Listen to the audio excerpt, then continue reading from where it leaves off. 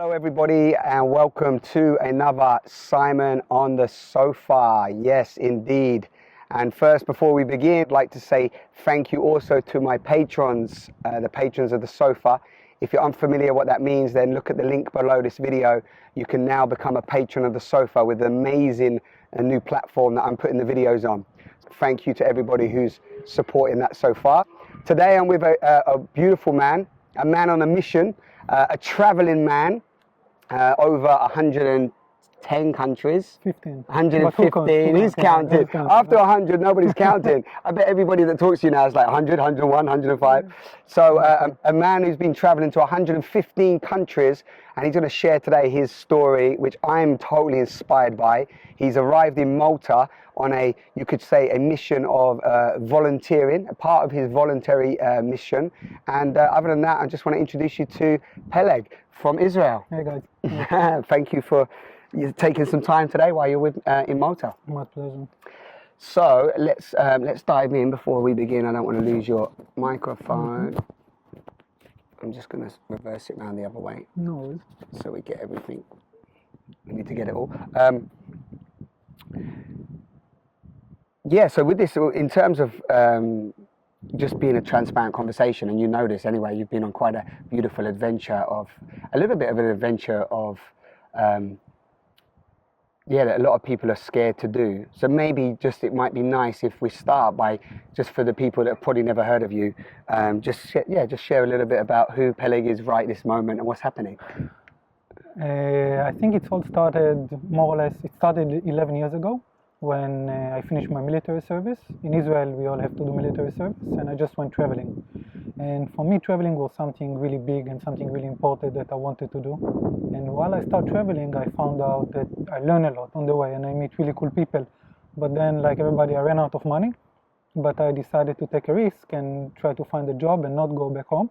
And I found out that's actually quite easy. And then that I don't have to go to university and I don't have to find a regular job and I don't have to rent a house.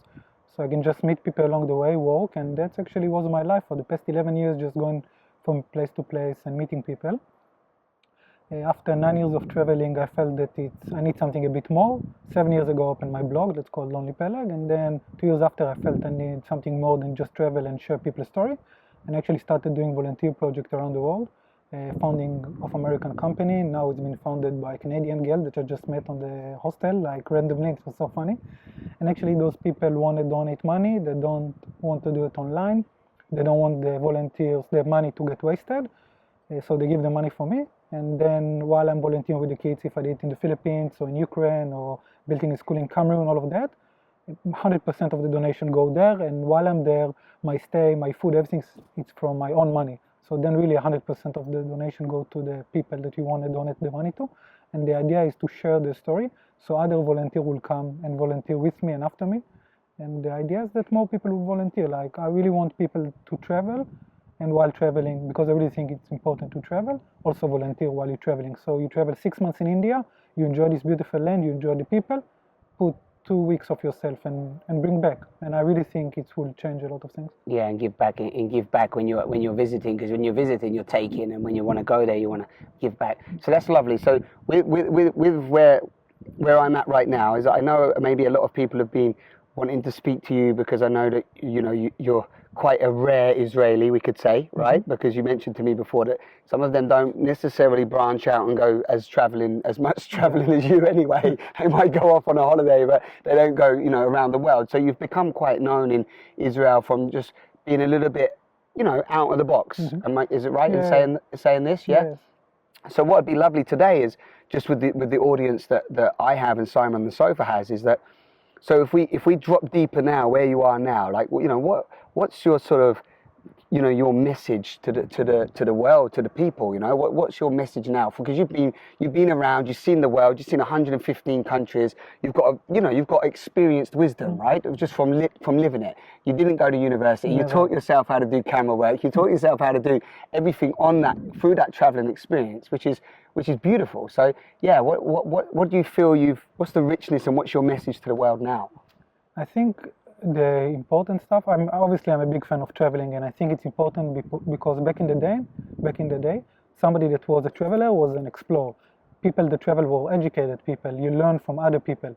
And I think it's not the only way, but it's probably the best way to learn, especially for people like me that doesn't like the regular school or had problem in school or doesn't want to do things on the regular way. There is an option. Now, Hold that thought. yeah. I want to make sure we hear what you say.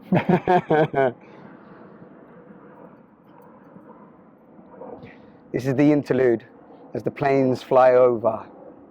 When you're in nature, see, you have to connect into every part of what's going on around you. So yeah, you were saying not regular school. Yeah, and you need to learn, but I think the most important, and traveling do give it to you. Now I understand that not everybody want to be a traveler, not everybody can live like me without a house, but I say do what you love. So for example, for me, I'm just an example and I'm not special. Like really, I don't think that I'm not super, as I said, I'm not educated. I didn't come from a rich family. Since I grew the beard, my sister said, not even good looking anymore. Like really, I'm not special and I managed to achieve my dream because I tried. Yeah. And I said, do what you love, money will come after. People will support you, your family will support you. Be happy of what you do, go after your dreams, and you find out it's much easier because today they made us believe the dream is like, I want to do something, but no, I have to do university, I have to get this house, I have to get this college.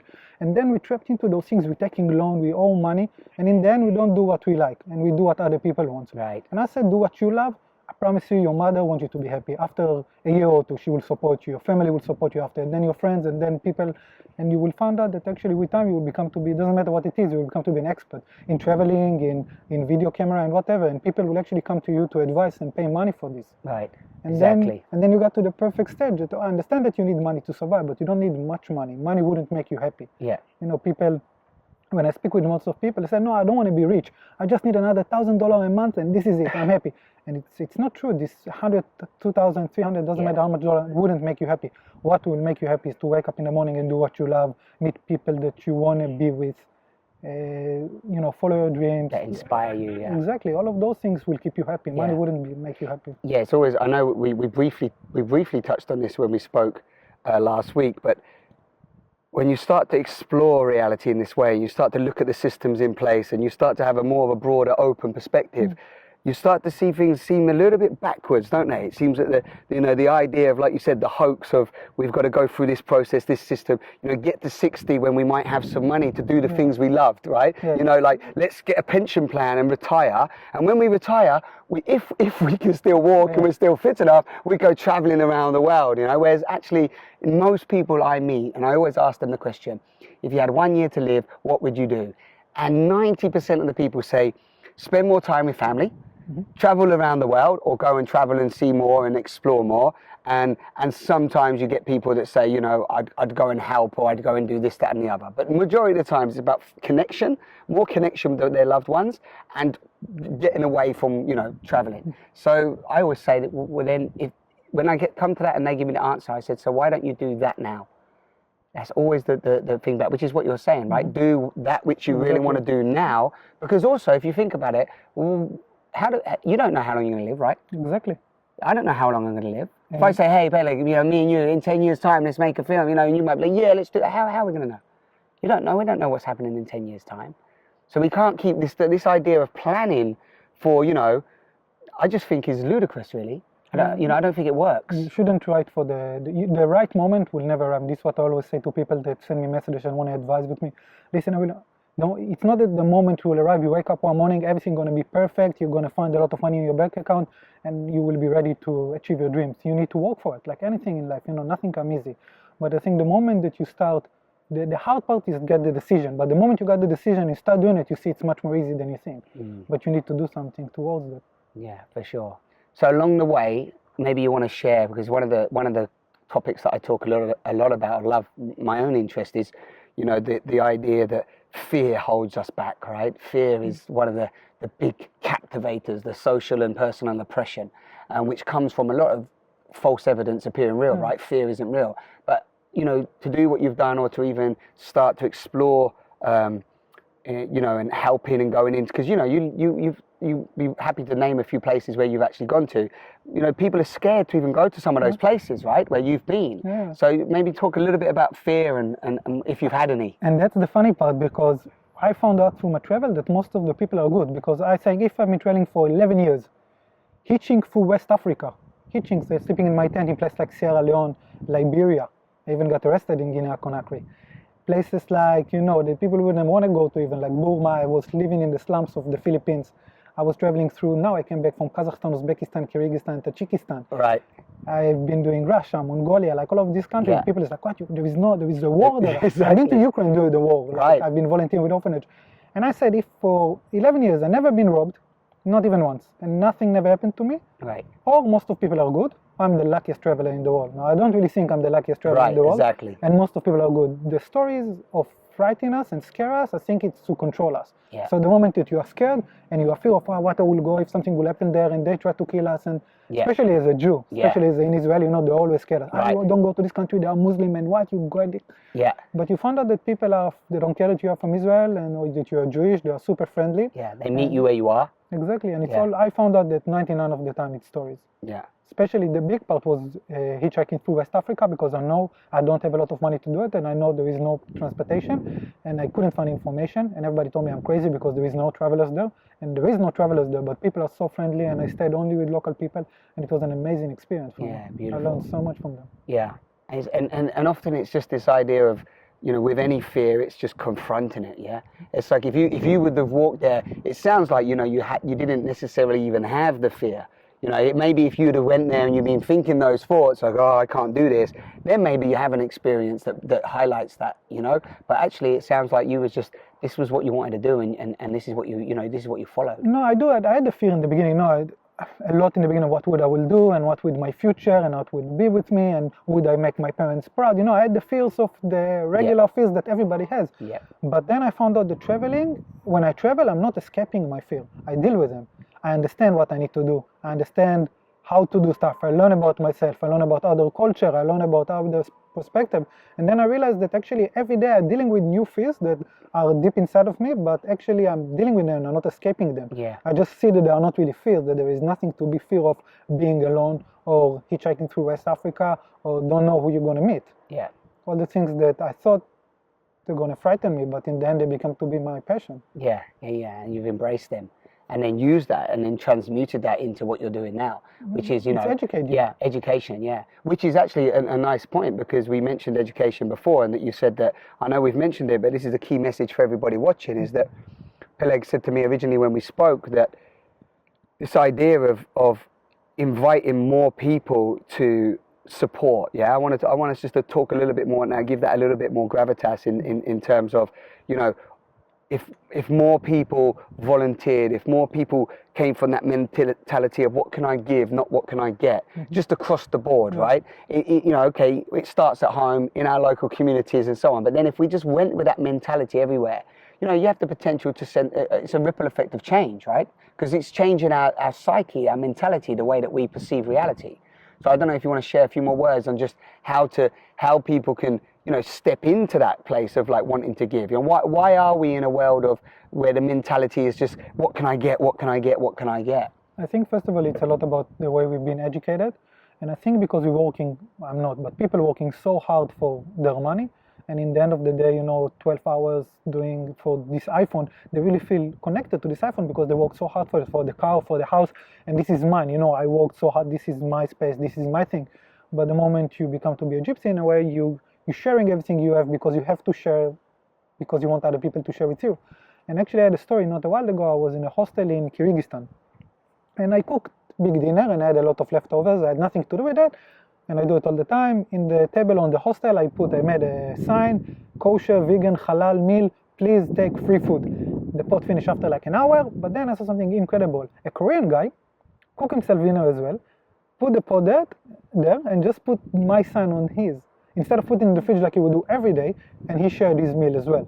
And then I think you're starting from the small stuff, and I think he will do it next hostel, and then somebody else will do it. Right. And it's really simple to easy, and you find out the moment you share, first of all, it's feeling good. You find Number out one, that perfect. it's feel amazing. You share, you see, thank you so much for my pleasure. You really enjoy to share, and then you find out that people want to share with you, not because you not expect anything in return, but they want to give you. Yes. And you feel they really want to give you. Yeah. And then you take it, and then I think it's something that happened to us today. First of all, we're afraid to take. Right. You want to give me something? No, it's okay. I don't want to take from you because maybe tomorrow he will ask me, so it's better not to take. And besides, who he think is that he need to help me? I don't need help. I'm so strong. I'm so rich. I don't need your help. And then I don't receiving, but also I'm not giving. And I say to people, you know what? Start even to receive. Start with people that offered you something, take it. You have enough, share. It doesn't matter what it is. Some people has a lot of money that I stayed with, so for them to, share, give me a sofa or give me a room and give me a car full of tank with petrol to travel around. That's happened to me more than once. It's not a problem for them. But somebody that will come to their life and share his stories and share his emotion and share his food that he's cooking, for them it's something that they don't have.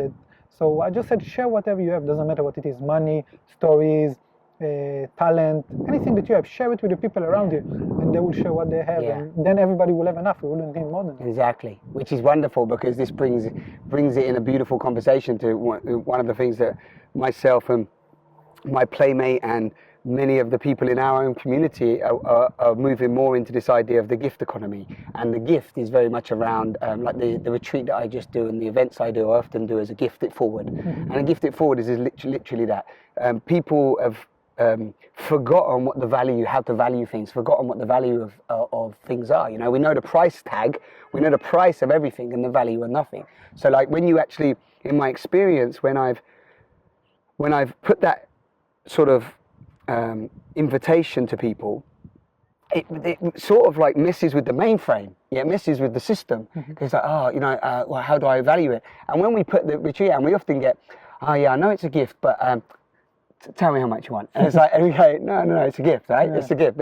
Yeah, no, listen, I know it's a gift, but what are you thinking? Like, what's your expectation? Yeah. You're like, there's no expectation. It's like, this is a gift forward, and you value it heart to heart. Whatever you feel your heart wants to give, you give. And they're like, no, that's really difficult for me. I don't want to do that. I don't want, one person said to me, he goes, I don't want that responsibility, right? I could imagine. And he said, I don't want that responsibility. And this was on a massage. I said, hey, I'm going to give you a massage.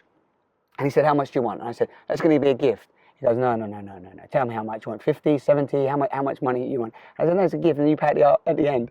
And even at the end, when he had to leave me the money, he was like, really, he goes, I've left it over there, okay? He goes, do you want it in your hand or do you want it? I said, no, put it on the side. He goes, I'll tuck it under here then. Let me know if it's okay. So it's beautiful what you say. And for me, you're speaking truth. And the reason why I say that is because when we share our gifts, when we share our talents, and you just said this, but I love to repeat it for people listening, there is enough for everyone. Yeah. Like, it's like, I know that, and people, again, everyone watching that love these conversations, this is a message that we can all share. It's a simple message, because literally the gift of giving, when we don't break the chain, it's a continual giving, isn't it? There's a continual giving and receiving. It doesn't get broken. Like, you just got given, you told me that lovely story, we should share it, because, you've got this woman, it might be nicer in your words, because, when the plane goes, because, like, you was like, what, and she's like, take it, so go on, you share in your words. So, as I said, I did some volunteer project around the world that started from an American company named Modani, and then after 9 projects, I finished the founding, and I did lecture in Israel. This is how I make my money. And my friend told me, listen, what you do is incredible. Just, in the lecture, say that you need money. People would give you, people would love to give you. And I was like, it will come to me, I'm not asking. And they said, you are psycho. Like, you need to ask sometimes. And then a couple of days after, I flew to Kazakhstan, to Uzbekistan, landed in the hostel, met this cool girl, 22, on a bicycle from Canada, poor as me, simple clothes. And we start talking, and she saw the project on my website. And then she's like, your project are really cool. I really want to donate to this project. It looks amazing. And I told her, listen, Megan, you're really nice and everything, but I don't take money from private people. If you want, you can donate directly to the organization. I promise you, they're doing an amazing job. The money will go to the right places. She's like, no, but I want you to do more projects. But listen, I'm not taking, I don't want to take money from you. I want a big amount of money. And she's like, if I give you, and then she's like, no, but, and I was like, listen, if you're going to give me $10,000, I will take it. He's like, actually, I was thinking to give you $20,000. And I was like, and I was shocked. I thought she's fucking with me. And I was like, you serious? And she's like, yeah, it's you think I'm joking? I was like, you serious? And she's like, yeah. And she just gave me $20,000. 2 weeks after, we did a project in Bishkek, in an orphanage that did amazing. We feed 120 kids. We saved one kid's life that he didn't been diagnosed. We took him to a doctor. It cost a lot of money and it took a lot of time. But in the end, and the doctor said if he wouldn't get treatment, he will die in 3 years. So we got all the documents for him, and he's now being treated by the government. So actually, we saved his life. That it's incredible to know, Wonderful. And we did all of this job with the kids. through her help, obviously. Yeah. So now we're looking for the next project. I'm going to Brazil to find the next project. And she's still involved, or she just put that, she's still part, I'm sure you're still in touch. And of course. Yeah. So we have more funding to go. But the idea is that, as I said, to find money is not a problem. To bring people to volunteer, it's the hard part. I did it in the Philippines. Right now, 2 Israeli already arrived to Bishkek to volunteer there. And I hope that every year at least 10 Israeli will come and volunteer after me. That's right now the goal. You'd like at least 10 Israelis to just sort of follow in that path of volunteering. But you've got 2 that have just gone to where? To the Philippines now? To the Philippines? No, I had 1 in the Philippines and now 2 in Bishkek. 2 in Bishkek. And the Philippines is in the rubbish slums. The slums, right? It's the biggest slum of Asia. The biggest slum of Asia. And you was there for 2 weeks. 3 weeks. I lived there 3 weeks, eating rice, no shower, sleeping on the floor. Yeah, there's some lovely pictures of you with the children and so on. Best 3 weeks of my life. Yeah, incredible. And when you meet people in those environments as well, what do you experience? What do you feel? There's like a real connection that you get with them as well, because they don't just see you as somebody that's coming to just somehow save them. How was the experience? So in the beginning as well, people told me, you cannot go there, it's super dangerous. With you in the camera, you're gonna get robbed in a second. And I was like, okay, and I tried and I actually I lied to the guard. Like I said, listen, I'm in this NGO and I know I've been inside, I turned right, I know. And he believed me and he let me in and people were like, look what you're doing here. And then I met a girl and we start speaking. He's like, which NGO? I was like, I actually lied, I'm not from an NGO, but I want to go in. She's like, I will take you to my NGO. And she showed me around and she introduced me to the right people. And then when I came to help with the kids and brought the money, obviously, and all of that, people were super friendly and they didn't saw me as a savior, but they're like, the thing is that I would expect that they live in the slums, like in a dump site. It's super stinky, it's super dirty, they have no money for food, they're looking for garbage all day long. I would expect them to be very moody, very upset, very happy people, sitting, laughing, calling you, hey, come sit. Offer you to drink, obviously, I never took because they probably found it somewhere in the slums, but super friendly people, invite you inside their houses, come see, come look, come sit with us, come talk with us. Ridiculously friendly people, ridiculously happy people, smiling all the time, listening to music, dancing on the street, and you're like, okay, I thought that poverty would be something else, but cool. But what you do try to help is not to change their life, just to give them basic education, because I don't think we can change it, I don't think we need to interfere with their life, but I think that if we can teach the kids to read and write, nothing could stop them. So in the moment that the kid would know how to read and write, you want to be a chef, you can go online and you can learn it through YouTube today. Yeah, because we spoke of, carry on, it's lovely, because we were talking about the online open source education. Everything is there. Today you don't need to go to university. If you have dream you want to be a photographer, you can literally learn it on YouTube, how to be until you get a camera and understand which frame to use and how to use it and which light, and you can learn everything today. So if you give them the basic tools of reading and writing, nothing will stop them. This is what I believe, and this is what I'm trying to do every place I go, that kids will have basic education of reading and writing, and except of that.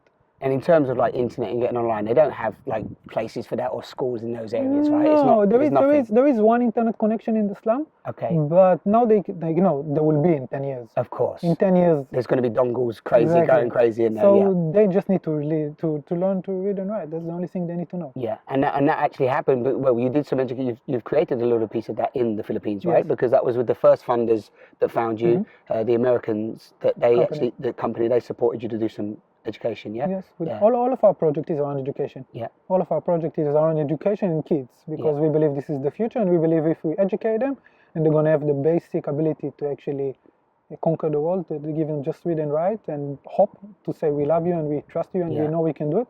And I really think they could do it. And not institutionalize them, not just, not push them into the usual brackets of the system. That's definitely not. The freedom for them to choose through, first of all, giving them the very basics. Yeah, which is like when you talk about even Maslow's hierarchy of needs, when he talks about, once you've got the food, water, shelter, you can expand your consciousness, right? And it's the same, isn't it? Giving them the opportunity to take it to the next level of evolution. Yeah, obviously you cannot expect kids to study if they don't have food. Right.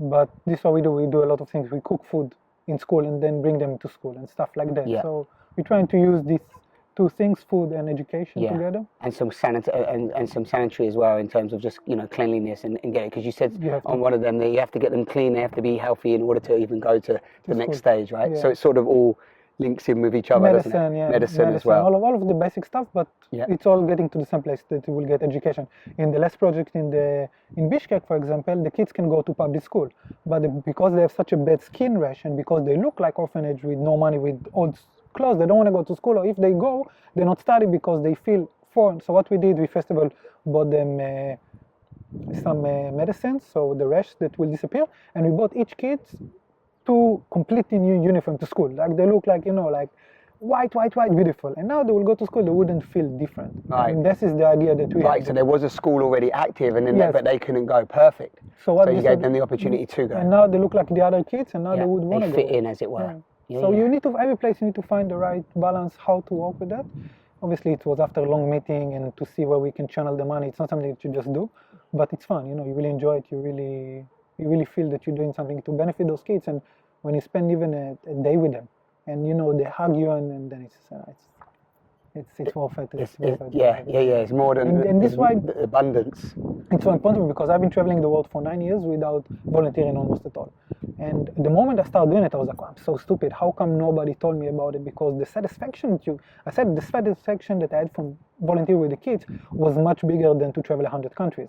Right. And this is a dream I've been chasing for 9 years. Right. So I really believe if somebody the thing when you're traveling, you have time. You have time to read, you have time to explore, you have time to learn language, you have time to volunteer.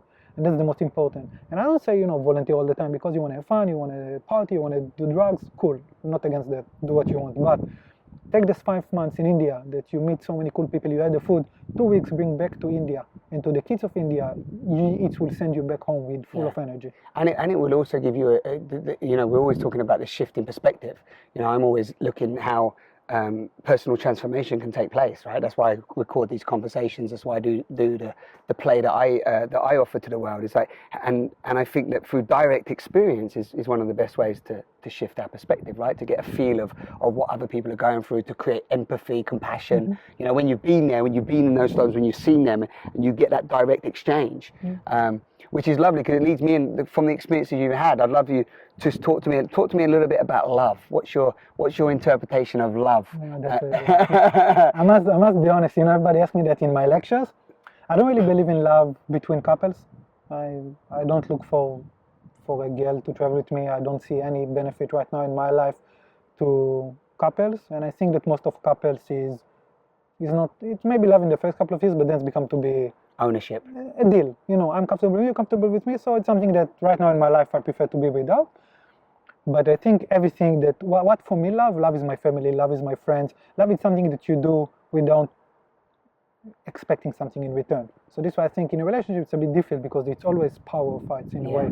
But when you go with those kids or volunteer or carry water for them and those stuff, I think it's fill you up and it's make you feel good. So for me this is love. Yeah, it's like so what you're pointing to is service. Mm-hmm. Service is love, right? Serving something that's greater than yourself. Yeah. Serving the bigger cause, serving evolution, serving the next generations, connecting to even to your family. Spending time with my nieces every year I go back to Israel, I go for them to spend time with them. Yeah. So everything I think that you do that you don't expect anything in return. Beautiful, yeah. Unconditional. Yeah, unconditional. This is what love for me. Yeah. And like you said, most relationships can become conditional.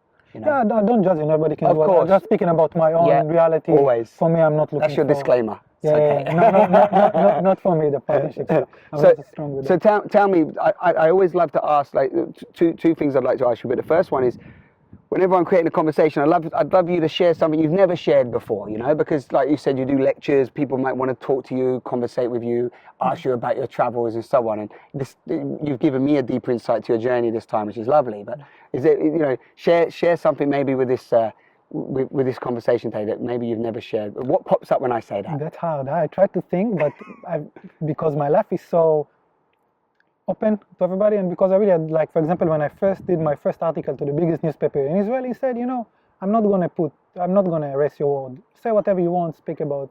And my mom read about my book, about the orgies I see, and I see that I was younger and all of this stuff. Been there, done it. So I opened my biggest newspaper in Israel to say I'm 30, I never had a house, I traveled 90 countries, and I used to have a tent, but I lost it after I did really strong mushrooms in Africa. So people knows quite a lot about me. You're transparent. Yeah, I don't have a problem with it. Yeah. I don't. A lot of people actually doesn't know. I am quite religious. Like I pray every morning and I keep kosher and I'm vegan. So I really care about animals and about religious. Actually, funny enough, I feel really close to God in the past couple of years. Beautiful. Many people doesn't know it about me, and they're very shocked because they're like, "I would never thought you will be religious, like that you even care because you're so." That's wonderful. So okay. So with that in mind, would you share like, and I know words are always limited on this, but would you share a little bit about your interpretation of God? What does God mean to you? It's not for me. I think it's in a Jewish religion, especially. You know, for us, God is not a man with a beard that's sitting up there. It's you. Yeah, it's not me. It's not me. It's not me, and definitely not me. And it's not good. And we don't have devil, evil, good, God. God is an energy. It's inside of me, inside of you. He created me. He created this animal. He created this rock. It's inside the tree. God is everywhere. And because He's everywhere and everything is God, we need to respect everything. If it's a different person, if it's an animal. So for me, God is actually everything. Like there is God inside of me, inside of her, inside of you. Yeah. And this is why there is a sentence I really like. It says, if you are feeling proud, even if you in your heart you won't say it, on a different creation, doesn't matter if it's a Jew, a Muslim, a Christian, an animal, doesn't matter what. You feel proud, you're actually rebelling God because He created him. So how you could feel better, prettier, stronger than Him, proud over Him? It's not possible. It's not impossible. It's possible you could, but it's what you're doing is actually going against of God because God is inside of Him.